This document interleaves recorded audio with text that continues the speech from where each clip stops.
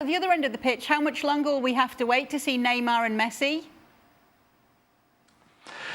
It's a similar explanation, really. They were not there tonight because this game came too early. They're not fit or fit enough, I think, for Pochettino to take any risk with them. Messi had the weekend off. He's gone back to Barcelona with his family, for example, and they haven't been training long enough. I think next weekend away at Reims on the Sunday gives them a bit more time to train, and I would expect them to be in the squad unless PSG said, listen, it's better if you start at home, which will be after the international break, and give him his debut to Messi, that is for the game in September at the Parc des Princes, and not away at Reims next weekend. So it'd be interesting to see, but I do think they'll both be in the squad for the Reims game next weekend. Ali, what happens, what changes when those two come back into this PSG side? Okay, changes dramatically given the fact that this is perhaps the best front three that we have seen, I don't know, the last 20 years or so. It's amazing to think that these three players will be together on the field at the same time. Now, if indeed this team is going to achieve the things that they want to achieve, I know you're going to get productivity out of this front three. And everybody knows that. And they're too good.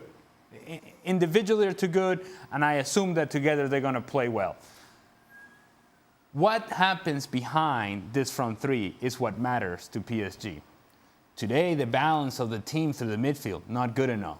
Defending, too much time and space on the ball.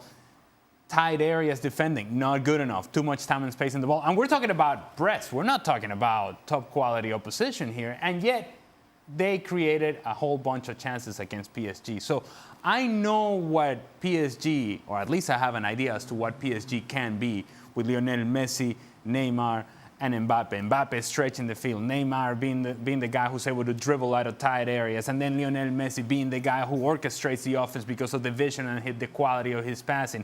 And if you commit a lot of numbers to Neymar, then Messi's open. If you commit a lot of numbers to Messi, then Mbappe is open. It's impossible to account for all three of them. So the goals are going to come, and they're going to come in bunches. What happens behind this front three is really what will determine the success of PSG. And do you have concerns about that, Frank, this season? What happens behind the front three at PSG?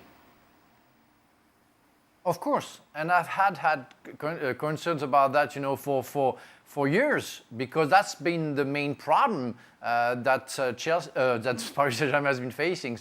That's the main concern, because they never found the midfield, the defensive midfielder that I'm expecting Paris Saint-Germain could get. Somebody like I would say Anderson, Kimmich, N'Golo Kante, Casemiro. Those players that will make the difference, who are like real warriors, these fighters working hard for the others, where we call them the water carrier. The player you don't see, they're in the shade, but it's so important.